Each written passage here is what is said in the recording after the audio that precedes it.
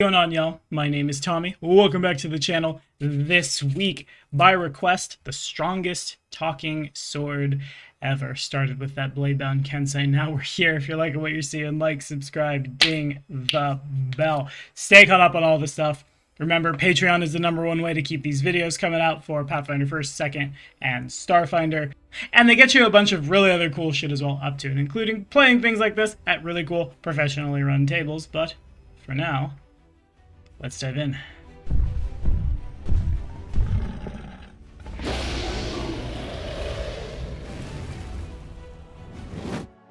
Okie doke. So, intelligent items in 1st edition Pathfinder are almost arbitrarily easy to create. Check this out. Any magic item, any one at all, just pick something. Ring of Protection, why the heck not?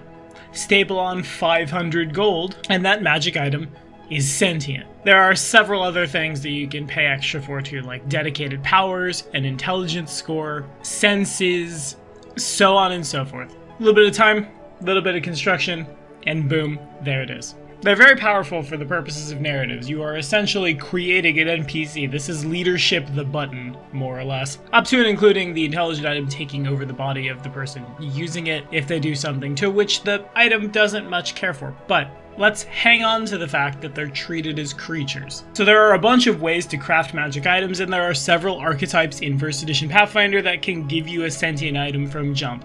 Blackblade Magi, Blade Adept Arcanist, there's a Spiritualist that puts a soul inside a sword or something like. Today, rather, we will be putting our own consciousness inside of a weapon. Because how else are we going to make the most powerful sentient weapon ever without giving it something like several class levels, am I right? How are we going to do this? Magic Jar. This is a long, complicated, and convoluted-ass spell. You have been warned. It is a 5th level spell for everyone who gets it except for the Summoner, who gets to cheat it out at 4th, and the Juju Mystery, which gets to wait till 6th. A standard action to cast, you need a gem or crystal worth at least 100 gold, most of the time. We'll get to that. At medium range with a duration of hours per level, or until you return to your body, with the will save to negate. When we cast Magic Jar, we place our soul inside that gem in the cost. Your body is left lifeless.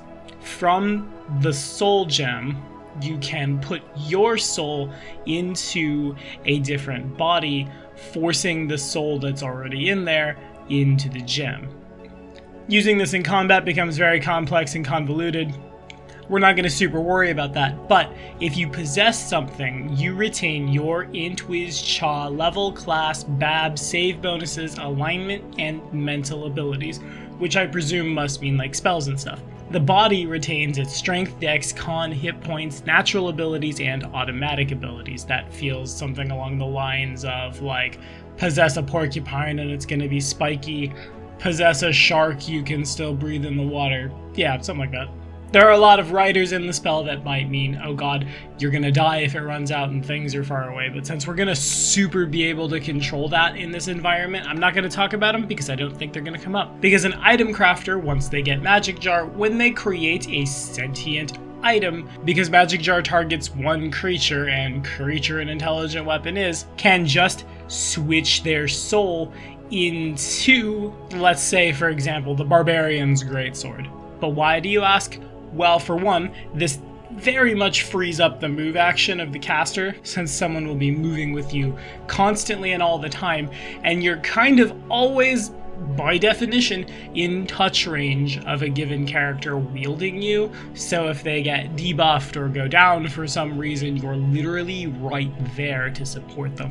And with things like Craft Construct, not only can we mess with a sentient weapon, you know, that construct body, to overcome some of the drawbacks of it being a greatsword and not you, we can also pad it out even harder. It's really cool. It's very, very powerful, like Goblin Goku was. It's going to do a lot of damage, it's going to have a bunch of immunities, fallback positions to other bodies if for some reason like the sword should break or be stolen, but we're getting ahead of ourselves. Who we are before what class we are first, a Weirwood today. Because we're going to take Craft Construct, and a constructed body to mod out seems pretty cool, right? We'll take Repair Magic for that Make Whole ability, so we don't just get ourselves got. And for our class today, we will be playing an Animist. It's an archetype of the shaman, which trades away a fair share of its hexes for a lot of really cool support stuff and literally eventually the whole shtick of the build. It trades out the spirit magic of like the coolest spirit for this, which makes some of our interesting tech from the Ancestor's spirit we will be choosing fall off, but check out Wrangle Condition. At second level, the Animist can literally persuade negative spirits, bad vibes, to leave their victims alone. To do so, they make a diplomacy check. Kind of like how a Paysan Practitioner Oracle can use herbal remedies to get rid of conditions. If they fail by 5 or less, the spirit leaves the target and goes into the Animist for its duration or until it is cured. A failure by 10 or more means that, oops, we've critically failed. That's literally a 2e fumble, and now are also suffering. By making a DC 15 diplomacy check, you can remove fatigued, shaken, sickened. 20 removes dazed and staggered. 25 removes exhausted, frightened, and nauseated. 30 removes blinded, deafened, paralyzed, and stunned. This is a standard action. At 5th level, you can get the minor ones without having to roll. The major ones at 9th, the severe at 13th, and the dire at 17th. Here's those conditions again. Here's everything that constructs are immune to. See where I'm going with this? This essentially removes the failure by 5 or less rider for almost all of these. You could still be staggered, you could still be shaken or frightened, depending on how GMs want to call it. You can still be blinded and deafened. Everything else, if it lands on us, we're immune. Eventually, the Animist can force out things like Magic Jar, Possessions, Dominates, blah. They also get some ethereal things, but the big takeaway at level 10, Dominates Spirit, they get a free Magic Jar or Possess object, emphasis the first. While this is happening, they go inside their familiar. Their familiar must be within 10 feet during the attempt, but really saves money on soul gems, right? And in some turbo bad universe where you get ambushed during the, oh god, I'm in the gem, at least your gem is mobile. For our traits today, Magical Lineage, choosing Magic Jar, for when it is altered by metamagic to reduce the final level by 1. We'll talk about why later.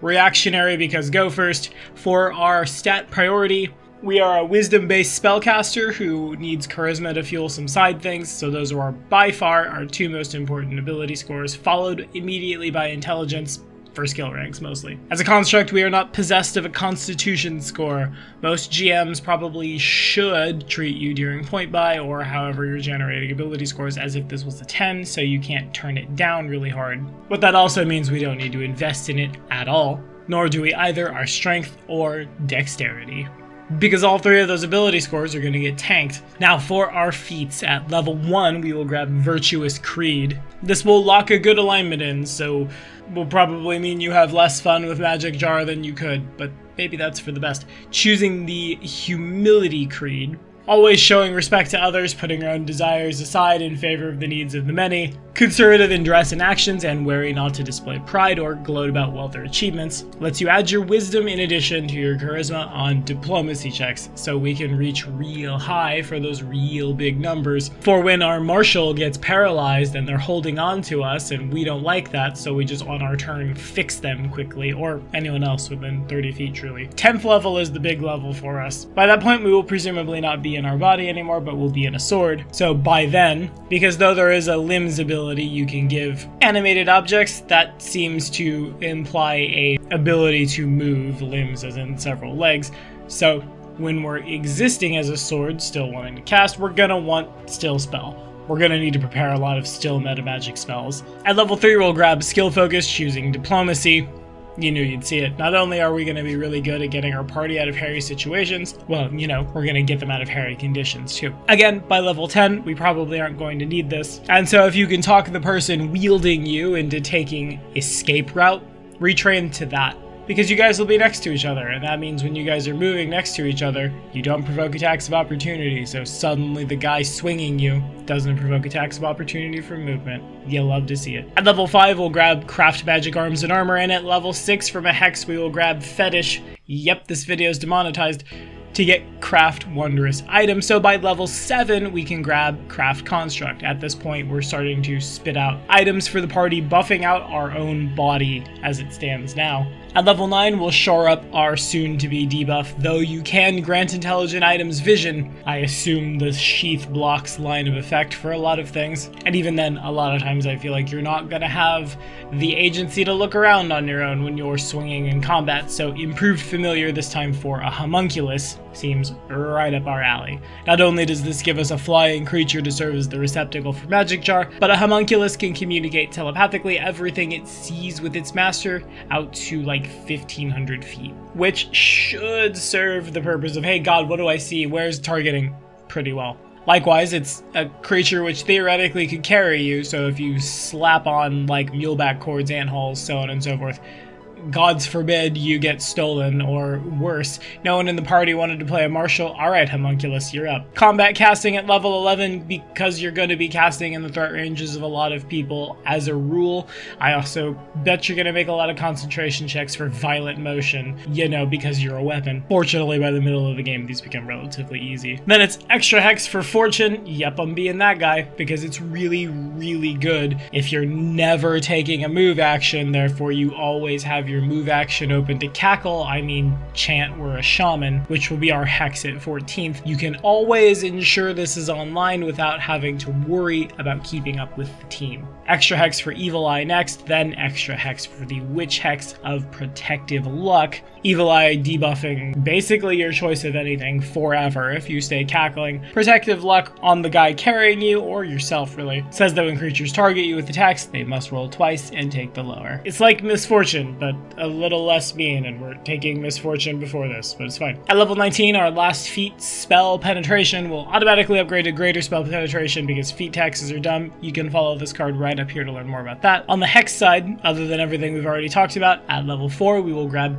Wisdom of the Ages, which lets us use our Wisdom instead of our Intelligence on all intelligence-based skill checks, like, say, Spellcraft. You knew you'd see it. Alongside all the other stuff Animus gives you at level 20, our final Hex will be Secret for the Meta Magic feat Persistent spell, because wouldn't it be funny at the end of the game to try to Magic Jar the big bad and trap them evermore in a soul jar, and then suddenly the problem is solved, or like take over their big Chungus bodyguard and beat them up with it. Persistent spell at a cost of +2. Whenever a creature targeted succeeds on a save against the spell, they must make another save against the effect or suffer the full effect of the spell. For when you really need to teleport your consciousness into whatever's beating the hell out of y'all, and then still let the fighter have all of their value from having the really cool swords you made, it just no longer is casting spells centered on them. For our key magic items, the big 6 are important, and you can follow this card right up here. Really, this time we're more worried about construct modifications. First things first, whatever body you're putting yourself in, please do make sure it is made of adamantine, because your hit points are going to be considerably lower as a sword. Not only will this mean that you yourself get to ignore hardness less than 20 if you need to break through a lock, jamming hardness on yourself gives you a considerable amount of DR for when the bad guys realize, oh god, the sword is casting, we need to attack it. Likewise, installing a movement modification for a fly speed as soon as possible, maybe even before you are inside the thing, seems pretty darn good, because if you get dropped on the ground, it's not that you're helpless, but that you're not going anywhere anytime soon.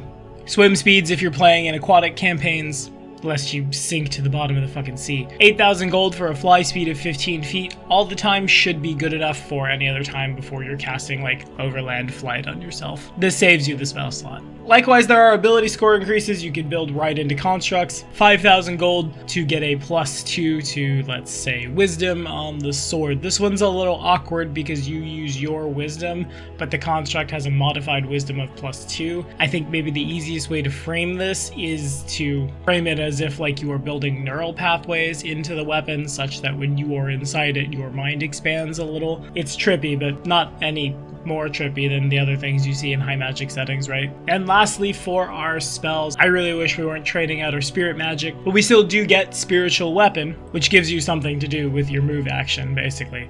Concentrating on a spectral version of yourself, I guess. I think I like that. To swing about using your wisdom for attack, and a bit of chip damage, at least at the beginning, until things like Call Lightning and Call Lightning's big brother, Call Lightning Storm. This is a full round action to cast, but then after that, by concentrating on the spell as a standard action, you can bring down 3d6 or sometimes 3d10 points of electricity damage with a reflex save for half. This goes to 5d6 or 5d10 at level 5, and makes for an interesting, as a move action, I concentrate on Spiritual Weapon and attack. As a standard action, I concentrate on Call Lightning and then zap somebody else with it, or someone in a line if you've got flyers, for turns that you don't want to be blasting, buffing, and so on. This is definitely a great build for all of the cool buff spells and things too. Lastly, before we wrap it up for today, a really wonky spell that I always want to use but never can find the time to do, Stone Shield. It is available to, I think, almost every caster in the game.